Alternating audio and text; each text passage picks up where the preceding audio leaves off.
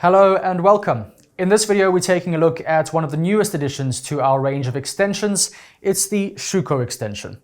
Now, doors and windows, and in fact, heavy sliding doors manufactured by Schueco can be opened, closed, and even tilted all automatically. So with this extension, doors and windows now become an even more integral part of a building that is intelligently automated with Loxone. Let's take a look how.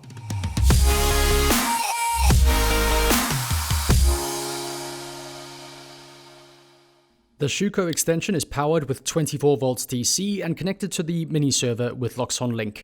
Before the Schüco TipTronic units can be paired, they must be configured using the Schüco ETA software.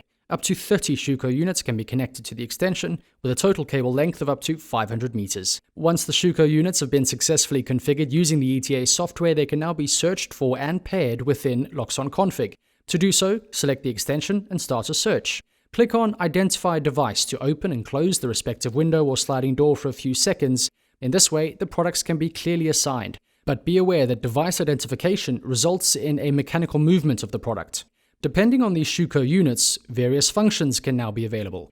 For example, the units can be opened, closed, and stopped using the digital outputs. Using the analog output opening width, you can determine directly how wide the window should be opened.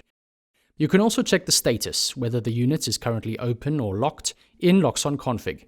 The function block, door and window monitor, is suitable here to visualize the status. Of course, commands for closing the elements when leaving the building can also be sent centrally.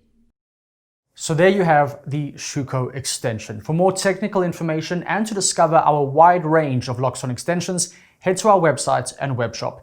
Be sure to subscribe to our YouTube channel to stay up to date. That's all for now though. Thanks for watching.